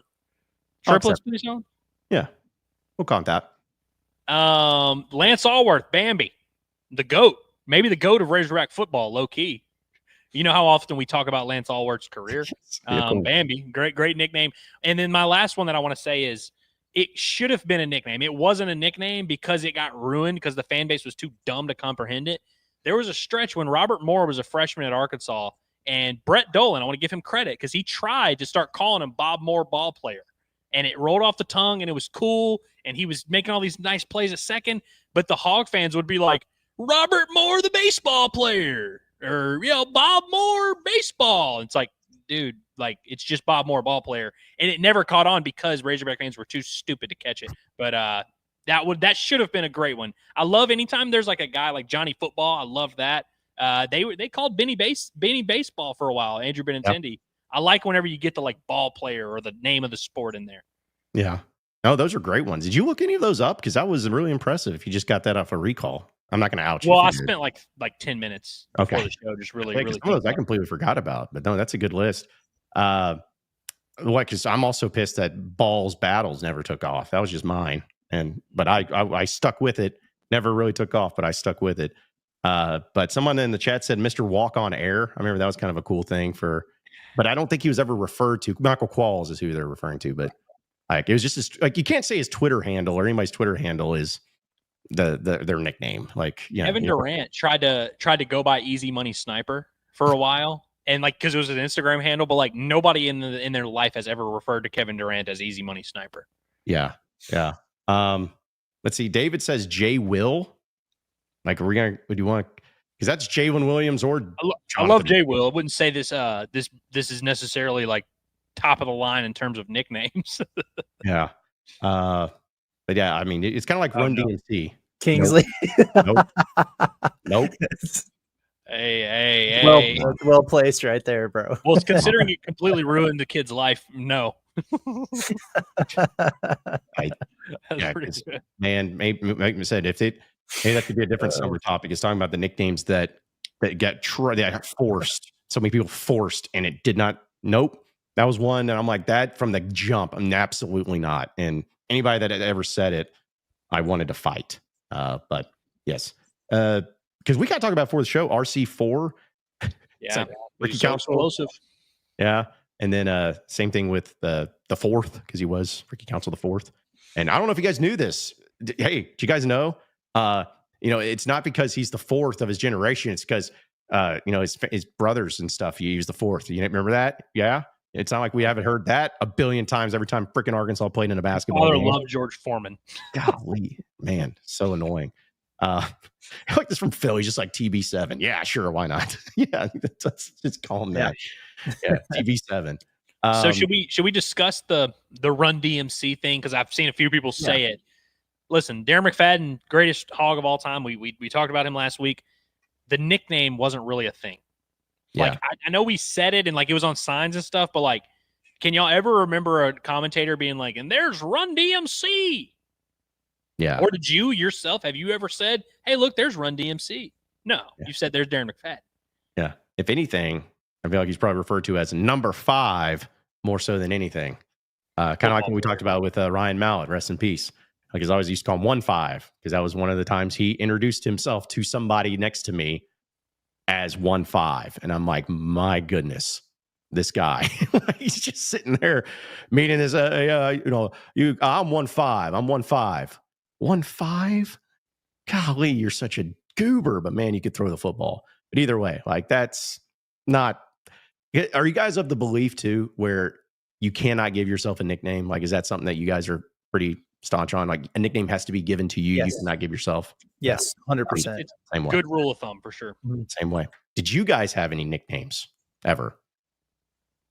Oddly enough, I self-proclaimed myself A-Train in 7th grade and changed my Facebook name to A-Train. Shout out to 2K11 inspired that one. And it kind of caught on actually a little bit, but nothing crazy. Yeah. Most of my friends outside of you two call me Wilk. But then when at my last job, I was Doc. I've told that story before. I got mistaken for a team doctor one time. But yeah, those are the two that stuck with me. There was a period of time in my life where people were trying to make Silky Wilkie a thing, but it didn't catch on. Yeah, it didn't take off, and I'm thankful. What about C-Dub? You like C-Dub? Oh yeah, C-Dub's one too. Yeah. Well, I'm just gonna be honest, because I've heard you referred to as C-Dub. I can never do that. No offense, Curtis, but I went to school all K through 12 with a guy, and he went by CW. That was his name was CW. So it's like I couldn't do it. But I remember I thought Curtis, because I call him Curtis, but I remember forever I was like Kurt because your Twitter handle. It's like, oh, Kurt. But then I didn't have enough characters to fit the whole thing in. Yeah, so that's what I ended up finding out. So I was like, it's just Curtis. Okay, so I've only had, guys, be honest, I've only had one nickname that was given to me. I did not give myself to this. And it was when I was in high school. Shifty. Shifty? Shifty. And the reason being is because my first vehicle was a Ford Ranger that was a 4-speed stick shift. And I shout out to my dad because it wasn't because you ran the shuttle in a good time. Nope. That would have been cool. But no, it was the top speed on this sucker was 80 miles an hour. I'm not even kidding. Didn't have cruise control, no power, no nothing. But anyway, it was a vehicle. But either way, I had to learn how to drive a stick shift, which I'm thankful for now because not to say that I drive stick shifts a lot, but it's nice to kind of learn it. And for those of you who don't know, stick shift is not easy. It's really not easy in Fayetteville with all the hills and the stops. And getting to Fayetteville High School was a challenge. And so I would screw that thing up trying to park in the mornings. And so some people just started kind of saying, you shifting gears, shifty. I don't know. It's kind of went from that. Even somebody bought me a hat. I think it was my brother bought me a hat that said shifty on it. But luckily it died with my GPA in high school. So, but luckily that was the only one. Ford Ranger, huh? Yep. Ford Ranger. Nice, man. I had an S10. Okay. We're kind of the two, smaller bodied pickup trucks back in the day. So yeah. But now I'm a big boy, an adult. Now I have a big adult truck, now. But so what's funny is I had that for just a split second because I wrecked it. And then that's when I got my Mercury Cougar, my pregnant roller skate. That thing was something, but it's a good car though. Lasted 8 years. Kids these days don't know what it's like to have driver's license and be excited about getting it at 16. Sad. It's really sad. Okay. Somebody's pissed that we're talking about this, so we need to move on. Also, I don't think this is accurate information. Have we ever had the nickname conversation before? I think we've talked about ours. Yeah. In the past. Yeah, maybe ours a little bit. Yeah. But also one that we missed, and I saw it in the chat. We didn't even mention Rocket. Oh, yeah.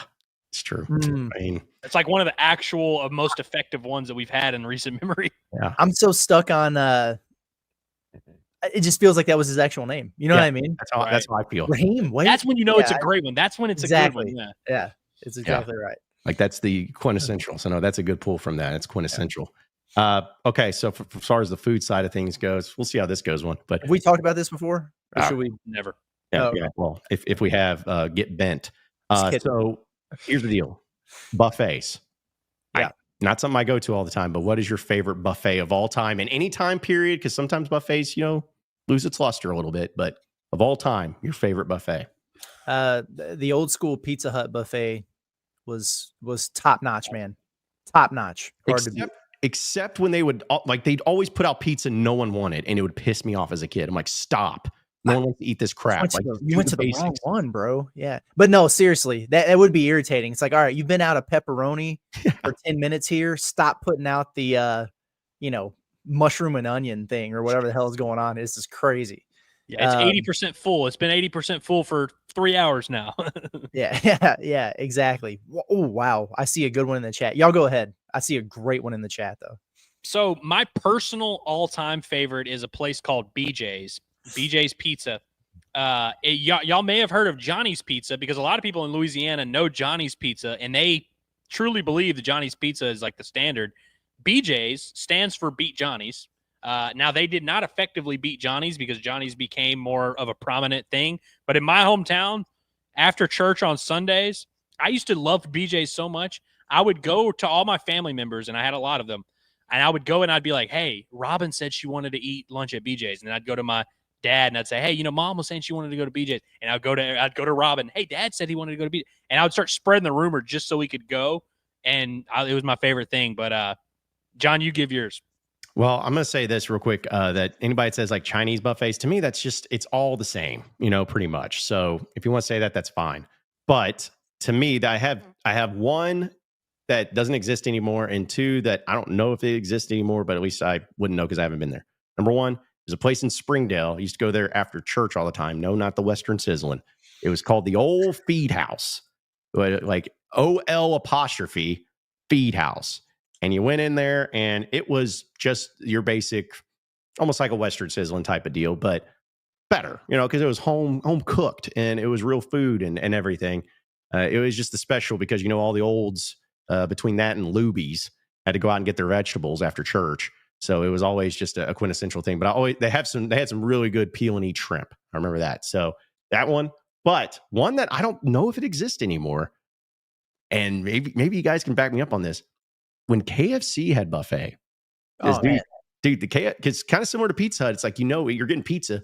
The KFC buffet, they had everything. Like you could get original recipe. They had the mashed taters.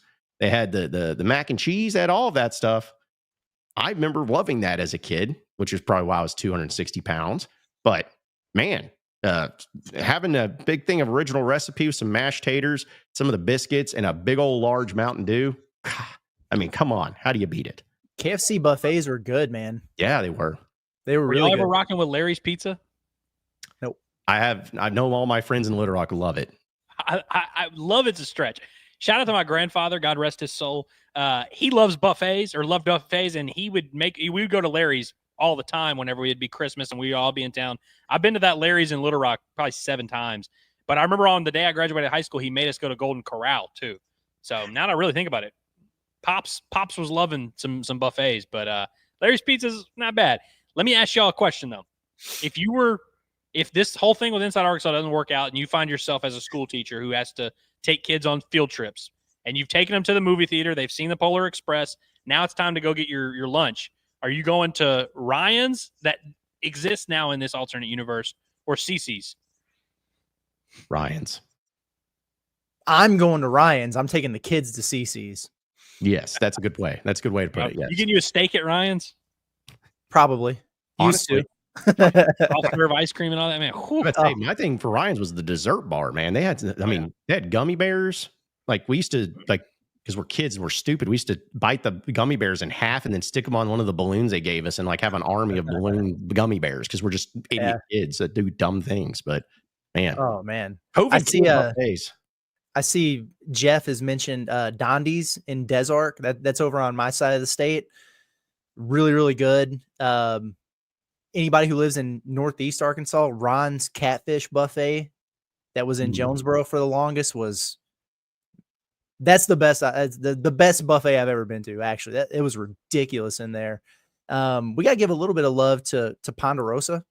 Ponderosas were good. I don't know if you guys ever got to experience that.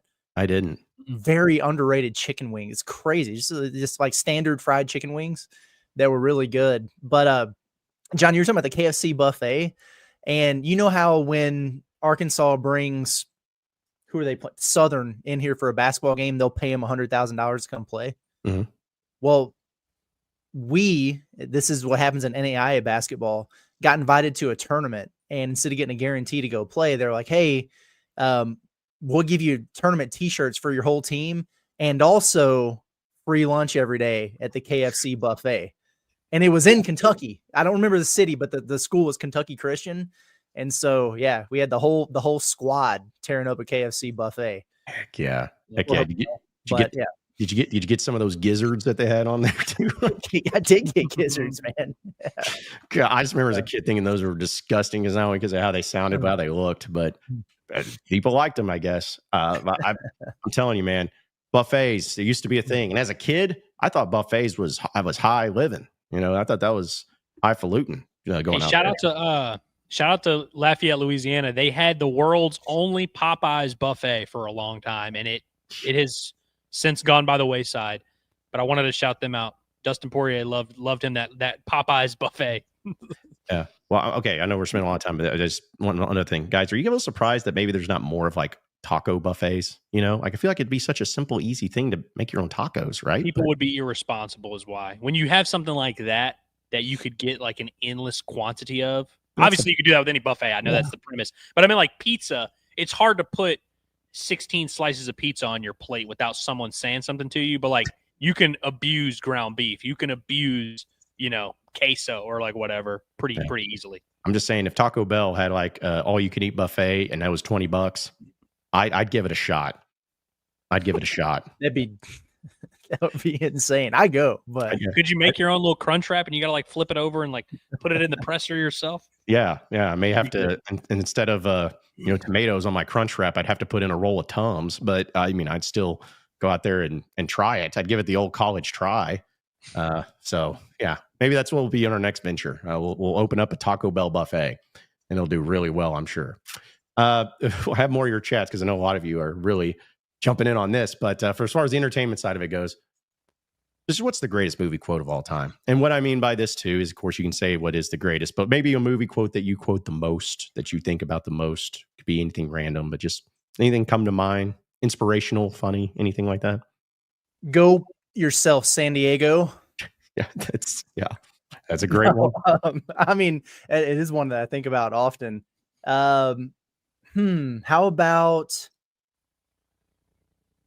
Man, it's tough. I see I'm your Huckleberry in there. That's a pretty good one. Yeah. What about I'm gonna make him an offer he can't refuse.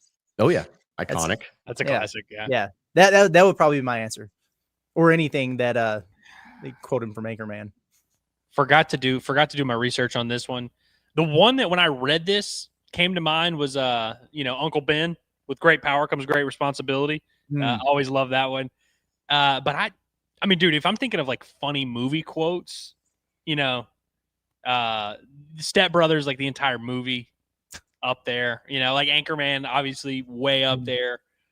There's a lot. I mean, Hangover. I watched Hangover fairly recently. There's a lot that I'm not going to say, but man, there's some great quotes there. I'll have to do some digging. Yeah, I was thinking just because, like if you're talking about iconic, one legendary, like Say Hello to My Little Friend from Scarface is always just like maybe one of the most popular ones.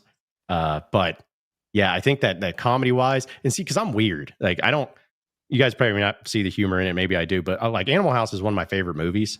And when they're like, "Hey, what's going on?" when they're cleaning out the fraternity and he's like, "They confiscated everything, even the stuff we didn't steal." It's like that stuff just cracks me up. I don't know why, but it just hits me. But it's also about like the type of character that did it. Because I find myself quoting Bane from the Batman or the Dark Knight Rises. Don't know why. And honestly, probably will start happening later today because when I'm really tired and I'm delirious, I start doing it. I don't know why. It's kind of similar to like me sprinting upstairs that you guys have seen. I can't explain it, but it happens. And so anything from that, the you fight like a younger man. Victory has defeated you. It's like, I don't know why, but I do. So you think darkness is your ally? I was born in it. That's a molded by it. Sounded like Sean Connery speaking into a fan. Here's my final answer on my favorite movie quote of all time. Not at the table, Carlos. Yeah, it's good. That is good. Yeah. I'm surprised you didn't throw out a little. I used to hold you in the palm of my hand. You're never gonna believe it. I used to fit you right in.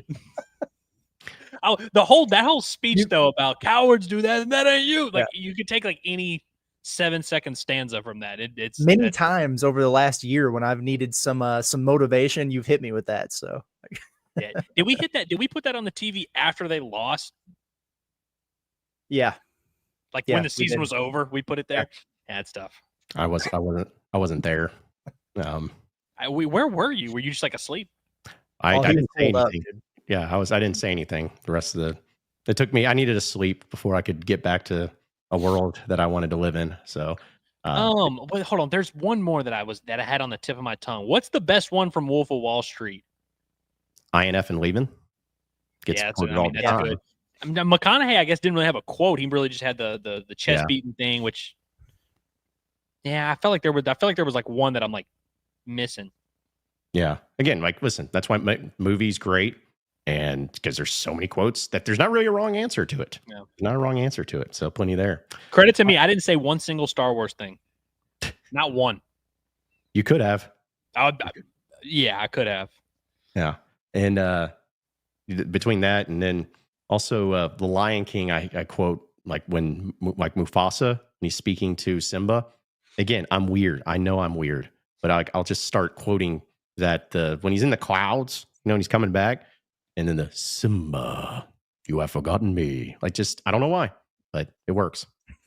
That's Star Wars adjacent because that's James Earl Jones. So it's pretty much a Star Wars quote. I'm going to nominate one, but before we move on, TV show Andy Bernard, The Office. I wish there was a way to know you were in the good old days before you've actually left them. Yep. Classic. Yep. That's hard to beat. All right. So before we roll out of here for the day, let's get to a few of your chats. Besides all of your quotes, because those are great. But Ace says, anyone else emptied the SARACEN account last night on early season projections? Maybe, but I did not, but I guess I should. Yeah, it depends on which direction you went with it, I'd say. Yeah, well, unfortunately, I need to replenish the SARACEN account before before I can empty the clip again. But yeah, absolutely. Something about I have decent success betting on futures, but I hate like placing a bet and then like having to wait 4 months. Me too. Yeah, like I don't know, it just drives me nuts. Also, Ace said, heard Disney was going to buy out Inside Arkansas. Listen, if they want to make me an offer that I can't refuse, then they can do it. But I'm going to tell you what my price is. My price is relocating Andrew Ellis to Star Wars Land, and he has to live there for the rest of his life. That's my price. I'll just do the show from Oga's Cantina every day. That'll be great. Yeah. And you have to wear costumes every day, and like you get to teach kids about the Jedis and like just something like that. That would be my price. That's it. So make me a deal, Disney. Yeah, well, eat us at the table. Yeah. Here are our terms. Yeah. Are we Disney material? No. What do you mean Disney material? No, we're not Disney material. We're too PG-13 for Disney, is what you're saying? Yeah. I think so. We're envelope pushers. Well, that's just funny. I mean, I think if there's any of us that's not Disney material, it would be me. But you're Star Wars material. We're sending you. Yeah. Yeah. Here's our representative. Yeah. It's like going to boot camp. It's like, no, we gotta re-revolutionize you. And finally, real quick, too, Jace just says, my bold rushing yards stat predictions. Taylor Green, 950 yards. Mike Washington, 800 yards. Braylon Russell, 550 yards. Raylan Sharp, 250 yards on wide receiver sweeps. Those are bold. Very bold. Man. Those are bold. You know, what did Taylor have yardage-wise last year? Like 600? Yeah. Something like that? Yeah, it's going to be tough to get to 950 just with the sacks and stuff. But I actually could see Taylor having like 750, 800 yards. I think Mike Washington, low key, with the sounds of it, might have more than that. Dude, Taylor Green's going to be a Heisman winner. He's going to be Lamar Jackson, and Braylon Russell's going to get some yardage, but not enough, apparently. Appreciate your bold prediction, but I will say I don't think Raylan Sharp's going to be the end-around guy. I think that's going to be Shanks, right? I would think, but hey, that's why they got to play the games. Got to have the season going. We'll see. But we'll have a lot of our bold predictions, and we'll have fun with that as we get closer to the season. So, but fellas, any final thoughts before we roll out of here for the day? No, I'm all good. 1% better. That's the goal, and achieve it. Do it, and do it again tomorrow. Couldn't have said it better myself. So, yeah, that will do it. But as a reminder, folks, tomorrow night, members-only stream. If you're not a member, sign up for us. It's just a way to support us. We're not soliciting funds from you. We're not saying you have to do it, but it's just showing our appreciation to all you that do. We're going to have some great giveaways, have some fun conversations, some G14 classified intel. All right. So, I mean, you got to make that happen, but that's going to be happening. Bring some good questions too, folks. We got, last time they did a really good job. Give us the juicy stuff for sure. Yeah. Yeah. And if it sucks this time around, I'm never going to be on it again. Because it's just apparently you guys saved the good stuff for Curtis and Andrew. So, but no, it's going to be great. We're going to have some fun with it. But again, that'll be 8 p.m. tomorrow. But either way, we appreciate each and every one of you listening in and watching in Inside Arkansas Live. Be sure to subscribe to us here on Inside Arkansas on our YouTube page. You can also follow all of our audio podcasts, whether it's Inside Arkansas Live, Pod at the Palace, or the Bombastic Podcast, wherever podcasts are found. Check us out on social media at Inside Arkansas. We'll keep it going from there. So that'll do it for us. For Andrew Ellis, as well as Curtis Wilkerson, I am John Neighbors. Same sports show. Same sports channel tomorrow at noon. Have a great rest of your day, everybody. See you then.